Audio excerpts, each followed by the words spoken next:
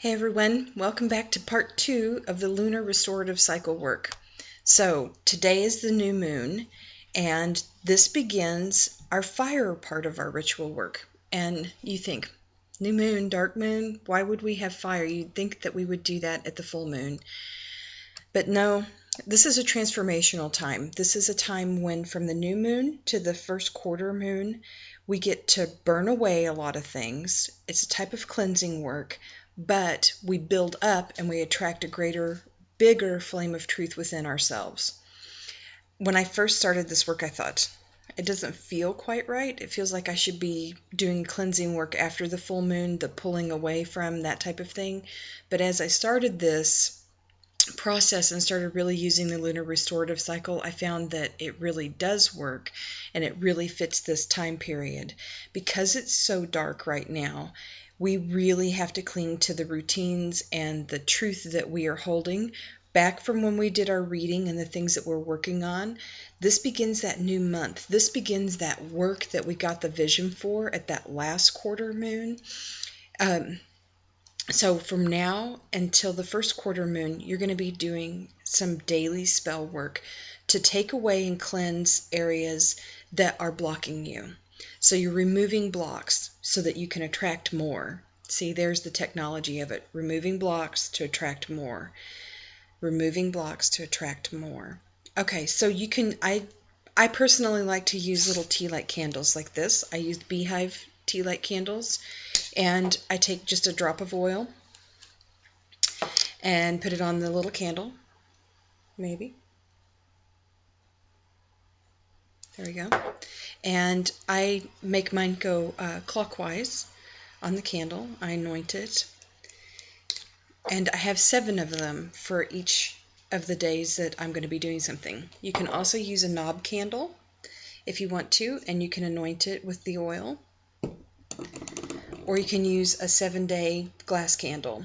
I like the ones that have the multicolors in them, but if you're not going to use that, then I would say, and you're going to just use one straight color, let it burn for an hour and a half and then put it out. Then you'll really get your layers down as to the 7 days of work. So, setting up sacred space. Everybody has their own method to doing it. Some people like to cast a circle, like actually draw a line in the etheric plane to say, this is the sacred space I'm working in. My whole house is sacred space to me. So every time I walk in my home, I can let just the day go and I can be in my sacred space. For me, whenever I decide to do a ritual or I decide to do some kind of work, I will light incense or I will put on my favorite nightgown. You can put on whatever you want. Something, I have a friend that she puts on a necklace that lets her know, okay, I'm in this headspace and I'm creating something sacred and in between that's going to change my whole life. So it's up to you. Maybe you have a favorite space in your house. Another friend of mine, her kitchen is her favorite space. And so she goes and works in her kitchen whenever she does spell work. It's up to you. You make that decision about what's sacred space to you. Maybe it's a garden, but you might not want to light a candle outside, especially with as dry as everything's been in the weather and the places I'm hearing about. Or in case it rains, it'll put your candle out. So think about where you want your sacred space to be. You're going to leave this candle in that space or the tea lights in that space for the entire time. So I have notes that I'm going to have to use because I'll post the questions that you ask yourself or what you say when you light your candles each week, but I want to make sure that I get them all right. I say them off the top of my head, and so they vary from time to time, but I want you to have something to work from, a good starting spot. So on the first day, you're going to say, to feed my flame of truth, I burn away and cleanse my energy body of any unhealthy vows that I took as a child to my family. Release me from reliving their story. Okay, so the kind of unhealthy vows that we take as kids, it can be that you'll be true to your parents' money story. Maybe you'll be happy with what you have. You heard that a lot as a child, or you heard, oh no, you don't want that. Or you went shopping every weekend to buy some piddly stuff that really wasn't worth anything at the dollar store or something. So you made this commitment to repeat that cycle over and over. That's one type of vow I see a lot. The other one is that you're always going to marry somebody like your mom or your dad because they were good to you. And little kids really make this vow early on. They're like, I hear little girls say, Daddy, I'm going to marry somebody just like you. And I see little boys say, Mama, I love you with all my heart. My wife is going to be just like you. Right there was the vow made. Another vow would be, my dad played football and I'm going to play football too. It's a legacy that they feel like they need to continue on. Or young girls will make a commitment to clean house and be like their mothers, or not be like their mothers and keep a better, cleaner house. And they work themselves to death later in their life to try to prove something. I watched my mom go through this. She wanted to have a spotless house that when you walked in, you thought, I can eat off the floor, because her mom was that way. And I made a commitment and vow early on that I wasn't going to be that strict. And as a result, I'm a piler. I'm not a hoarder, but I'm a piler. So anyway, we make these strange vows as children because we see this in the authority figures around us and we want to be like them. So if you think back on what your reading was, is there anything in there that you made a commitment to as a young child to be like? I know in the reading that I showed you all that my end result was going to be a type of financial freedom and responsibility. So I have already relieved myself of the vows of being like my parents and obsessing about money but never talking about it. So I relieved myself of that unhealthy vow. But I'm going to go back and think about, was there anything else in that vow that I needed to relieve? Okay, the second one is to feed my flame of truth. I burn away and cleanse any agreements I made to let others determine my worth. Okay, so this would be the second day, and you light the second section of your candle or the second tea light candle. And you are relieving yourself of any vows that you took when you were a kiddo, like teenager, and people were having to pick people to be on teams and you didn't get picked. And you felt really disappointed or left out, or you didn't get invited to be with the popular crowd or whoever it was that you wanted to be with, so you didn't feel worthy of them. You let that crowd determine your worth. So looking at those cards and the clarity that you got at the last quarter moon, and you're looking at it and reading through it, is there anything in that reading that tells you, oh wow, I have to be worth something to earn or to get this thing that I desired from the reading? Okay, so take a minute and relieve yourself of that. You'll burn that away. You'll burn all of those commitments away. I just did a reading for a client at the last quarter moon, and it came up all about her love life, and she was determined that she couldn't find anybody good. So we had to relieve her of that vow. She's really focusing on that in this quarter, this new moon, in her second candle. Okay, the third candle, to feed my flame of truth, I burn away and cleanse my energy body of any downloads I received from birth, that life had to be hard, and that I owed authority figures an explanation or justification for my desires. I kind of see this a lot when people will go and do something for themselves and then they come home and they hide it from their spouse, they don't talk about it, or they blow it off. They minimize it and say that wasn't that important, or never mind. Or they want something that would really help them excel and do well, but they say, no, not right now, never mind. They put it off and they give themselves excuses. This third day candle will burn that away. They'll burn that away so that you can get what you need, so that you can fulfill those desires that you sought clarity on at the last quarter moon.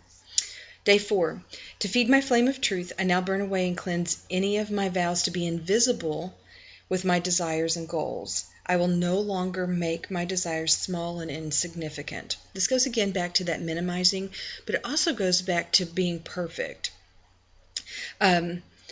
People will feel like that if their choice or their goal isn't perfect enough, then they won't fulfill it, or they'll try really hard and then they just stop and sabotage it. So if you have a tendency to self-sabotage, this fourth day section of the candle is really important to you and it needs to be relieved. So you're clearing that obstacle away so that you can receive some recognition, and you can also bring your goals out into the light and realize that they are significant for you. Okay, so day 5, you're lighting the next candle, and you're going to say, to feed my flame of truth, I now burn away and cleanse from my energy body the need to keep my desires secret and hidden with no voice or energy. Wow, that corresponds to your throat chakra. So talking about, usually we say kind of keep your spell work quiet, but now you're starting to talk about what your goals and your desires are. This fifth day burns away any inhibition that you have about talking about your goals, because you never know when opportunity is going to knock. Maybe there's somebody out there looking to help you, and they just needed to hear you voice what it is that you needed. This is what this day's about. It burns away all of those obstacles for you, even in not knowing what to say about your goals or what it is that you desire. A lot of times people don't have a way of talking about it, or they can't seem to put it and form it into a sentence or what their desire is. This is what that fifth day does. It burns that away so that you do have a good mission statement, a good explanation, a good choice of words to use to describe what it is that you truly desire. So, light that candle, say those words, that's all you got to do. Okay, so now on to day 6. To feed my flame of truth, I now burn away and cleanse any limitation that I put on my potential for excellence that are held in my desires. So, what happened if you got everything you desired this month? What would happen? You would feel pretty excellent about yourself. Well, we do stupid stuff. We do little stupid stuff to sabotage our potential and the things that we want to desire. This and to fulfill what our goals are, we kind of blow it off. So that's what this day is for. It's to burn that away, burn away all of that self-sabotaging, all of that excuses, everything else, and it puts a shining light on our excellence, our ability, our learning capability to get what it is that we need and where we need to grow. So it builds that flame of truth. Okay, so day 7. To feed my flame of truth, I now burn away and cleanse any limitation that I've put on the divine and its infinite capability to help and support me. I don't give any definition to the divine because I believe that we all have a level of divinity in us. I go out and I actually look at the horizon and I speak what it is my desires are and help and ask for help, because I realize that there's other things in the universe that could be listening and could be helping me out right now. So I light my candle, I speak what it is that I need. I need my flame of truth to be bigger in this area. When we try to put our gods in a small box that they will only look a certain way and only be only do a certain job, like Aphrodite is only about love and sex, things like that. Nope. She's so much more. She's birth and death and life. She is expansion. She has an egregore that's huge. So when we try to put limitations on our divinity, then we only get limited things back to us. So if you open up that consciousness and you say, okay, divinity is unlimited. It can get its hands on anything and bring it into me. Bring it towards me, help me out. It can move people around so that they're in the right place at the right time. Then you open up a whole other doorway to help. So you light that last day and you let the candles burn out. So at this point, your energy body's been completely cleansed, and it's down to its base elements. It has fed this flame of truth within you so that you can shine to your greatest potential. And that's what you want. You want to be this shining light that attracts what it is that you need. Just like a moth is attracted to the light, so too will the things that you've asked for and that you desire in this last quarter moon, and your goals for the year will attract to you. So what we're doing is we're burning away everything that's mucking up your aura, and we're letting you shine that bright light that you are so that you can attract and reflect what it is that you need the most. So this was part 2 of the lunar restorative cycle. The next part is part 3, and we're going to be doing a cleanse. So you're going to want some salt and maybe some essential oils that you really love, and I will talk to you about how to do a cleanse. Until next time, bye for now.